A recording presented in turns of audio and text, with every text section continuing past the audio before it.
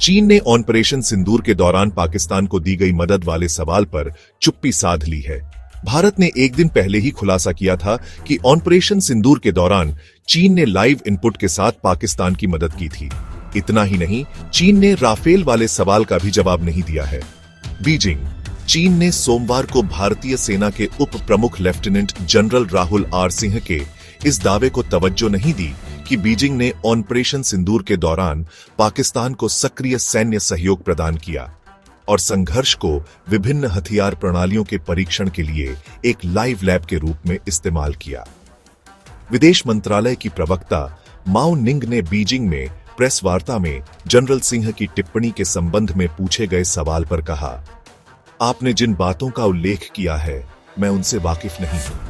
मैं सिर्फ इतना कहना चाहती हूं कि चीन और पाकिस्तान करीबी पड़ोसी हैं और उनके बीच पारंपरिक मित्रता है। रक्षा और सुरक्षा सहयोग दोनों देशों के बीच सामान्य सहयोग का हिस्सा है और यह किसी तीसरे पक्ष को निशाना नहीं बनाता है। माओ ने यह भी कहा कि भारत चीन संबंध सुधार और विकास के महत्वपूर्ण दौर में है और बीजिंग नई दिल्ली के साथ द्विपक्षीय संबंधों में निरंतर वृद्धि को बढ़ावा देना चाहेगा। माओ ने उन खबरों के बारे में पूछे गए सवाल का जवाब देने से भी इनकार कर दिया जिनमें कहा गया था कि चीन ने भारत पाकिस्तान संघर्ष के बाद फ्रांस निर्मित राफेल लड़ाकू विमानों के प्रदर्शन के बारे में संदेह फैलाने के लिए अपने दूतावासों को जिम्मेदारी सौंपी है। पिछले सप्ताह दिल्ली में एक संगोष्ठी को संबोधित करते हुए जनरल सिंह ने कहा कि पाकिस्तान मुखौटा है तथा चीन अपने सदाबहार मित्र को हर संभव सहायता दे रहा है एवं तुर्की भी इस्लामाबाद को सैन्य साजो सामान की आपूर्ति करके एक प्रमुख भूमिका निभा रहा है। उन्होंने कहा कि 7-10 मई के संघर्ष के दौरान भारत वास्तव में कम से कम 3 शत्रुओं से निपट रहा था। उन्होंने कहा कि चीन ने भारतीय सैन्य तैनाती पर नजर रखने के लिए अपने उपग्रहों का इस्तेमाल किया क्योंकि पाकिस्तानी सेना को डीजीएमओ स्तर की फोन वार्ता के दौरान इसके बारे में सीधी जानकारी मिल रही थी। चीन पाकिस्तान के सदाबहार संबंधों को रेखांकित करते हुए माओ ने कहा कि भारत और पाकिस्तान एक दूसरे के पड़ोसी हैं और हमेशा रहेंगे। उन्होंने कहा कि वे चीन के भी महत्वपूर्ण पड़ोसी हैं। माओ ने कहा, पिछले कुछ सप्ताहों और महीनों में चीन ने भारत और पाकिस्तान के बीच घटनाक्रमों पर करीबी नजर रखी है, शांति के लिए बातचीत को सक्रिय रूप से बढ़ावा दिया है और क्षेत्रीय शांति और स्थिरता बनाए रखने के लिए काम किया है। चीन, भारत और पाकिस्तान द्वारा मतभेदों को उचित तरीके से सुलझाने और बातचीत और परामर्श के माध्यम से मौलिक समाधान खोजने का स्वागत और समर्थन करता है। चीन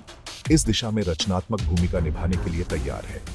भारत ने 22 अप्रैल को पहलगाम में हुए आतंकी हमले के जवाब में पाकिस्तान के नियंत्रण वाले इलाकों में आतंकी ढांचों को निशाना बनाते हुए 7 मई को ऑपरेशन सिंदूर शुरू किया था।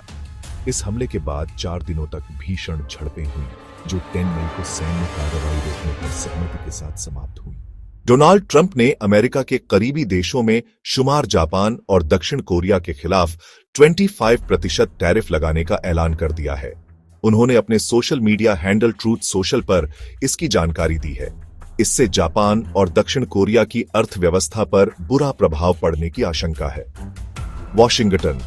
अमेरिकी राष्ट्रपति डोनाल्ड ट्रंप ने सोमवार को एशिया में अपने 2 महत्वपूर्ण सहयोगियों जापान और दक्षिण कोरिया से आयातित वस्तुओं पर 25% का शुल्क लगा दिया।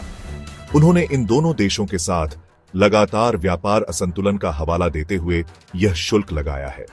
ट्रंप ने 1 अगस्त से लागू होने वाले शुल्क की सूचना सोशल मीडिया मंच ट्रुथ पर पोस्ट करके दी। ये पोस्ट दोनों देशों के नेताओं को संबोधित थी। ट्रंप ने दोनों देशों को चेतावनी दी कि वे अपने आयात कर में वृद्धि करके जवाबी कार्रवाई न करें, अन्यथा ट्रंप प्रशासन आयात टैक्स में और वृद्धि करेगा, जिससे जापान और दक्षिण कोरिया के वाहन और इलेक्ट्रॉनिक्स क्षेत्रों को नुकसान हो सकता है। ट्रंप ने जापान के प्रधानमंत्री शिगेरू इशिबा और दक्षिण कोरियाई राष्ट्रपति ली जे-म्यांग को संबोधित करके पत्र लिखे हैं। एक नई रिपोर्ट में चेतावनी दी गई है कि काबुल अगले 5 वर्षों में पानी से खाली होने वाला पहला आधुनिक शहर बन सकता है। अत्यधिक दोहन, जलवायु परिवर्तन और शासन की विफलता के कारण काबुल में भूजल स्तर में भारी गिरावट आई है। इस साल अप्रैल में प्रकाशित रिपोर्ट में कहा गया है कि पिछले 1 दशक में काबुल के जल स्तर में 25-30 मीटर की गिरावट आई है। इसमें पानी का दोहन प्राकृतिक पुनर्भरण से 44 मिलियन क्यूबिक मीटर अधिक है।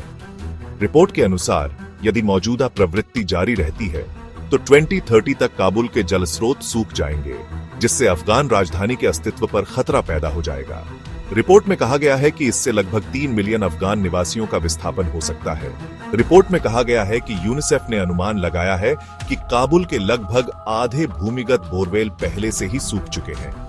ये काबुल के निवासियों के लिए पीने के पानी का प्राथमिक स्रोत भी है। इस रिपोर्ट में व्यापक जल प्रदूषण को भी उजागर किया गया है।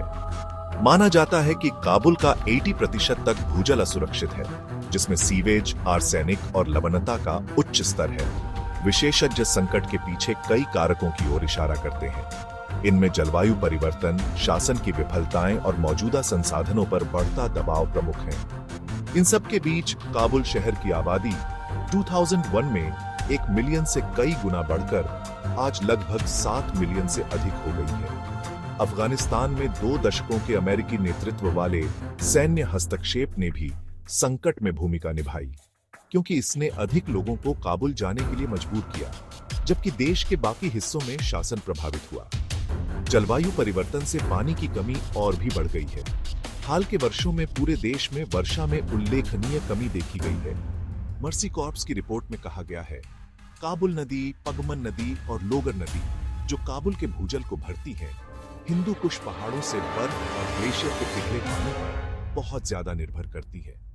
हालांकि अक्टूबर 2023 से जनवरी 2024 के बीच अफगानिस्तान में पिछले वर्षों की तुलना में चरम सर्दियों के मौसम के दौरान औसत वर्षा का केवल 45 से 60% ही प्राप्त हुआ। ईरान के राष्ट्रपति मसूद पेजेश्कियन ने इजरायल पर अपनी हत्या की कोशिश करने का आरोप लगाया है।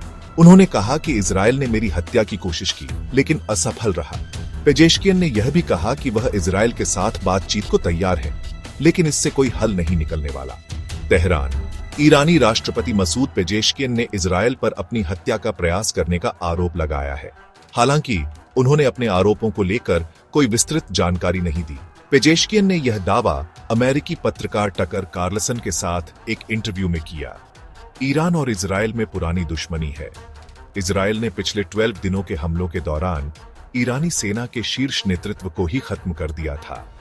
इजरायली हमलों में Islamic revolutionary guards core (IRGC) के कमांडर इन चीफ हुसैन सलामी, खत्म अल अनहिया सेंट्रल हेडक्वार्टर्स के कमांडर गुलाम अली राशिद, परमाणु वैज्ञानिक और ईरान के एटमिक एनर्जी ऑर्गेनाइजेशन के पूर्व प्रमुख फेरेदून अब्बासी ईरान के परमाणु हथियार कार्यक्रम में शामिल, परमाणु वैज्ञानिक मोहम्मद मेहदी तेहरानची, ईरान के सशस्त्र बलों के chief of staff Mohammad Bagheri की मौत हुई थी। सीबीआई ने निजी मेडिकल कॉलेजों में भ्रष्टाचार और साइबर धोखाधड़ी से जुड़े 2 बड़े मामलों की जांच शुरू की है। स्वास्थ्य मंत्रालय के अधिकारियों, डॉक्टरों और एजेंटों की मिलीभगत उजागर हुई है। साथ ही 743 बैंक शाखाओं में 8.5 लाख से अधिक फर्जी खाते खोले गए। नई दिल्ली। सीबीआई ने हाल ही में 2 और बड़े मामलों की जांच शुरू की है।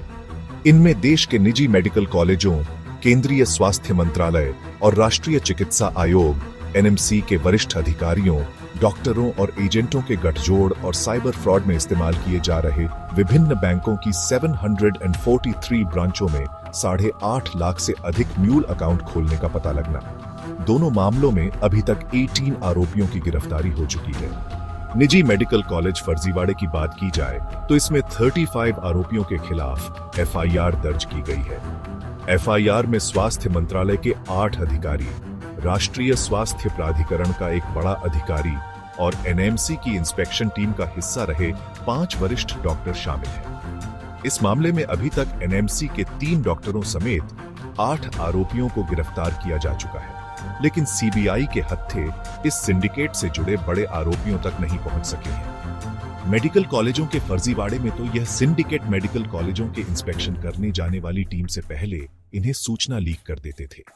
इसके अलावा साइबर फ्रॉड और डिजिटल अरेस्ट जैसी कई घटनाओं की जांच में सीबीआई ने पिछले दिनों 10 आरोपियों को गिरफ्तार किया। मामले की जांच में सीबीआई ने यह भी पता लगाया था कि देश भर में बैंक अधिकारियों, ई-मित्रों, बैंक मित्रों और एजेंटों की मदद से विभिन्न बैंकों की 743 ब्रांचों में 8.5 लाख से अधिक म्यूल बैंक अकाउंट खोले। प्रधानमंत्री नरेंद्र मोदी ने ब्रिक्स शिखर सम्मेलन में सदस्य देशों से खनिजों की सप्लाई चेन सुरक्षित करने का आग्रह किया।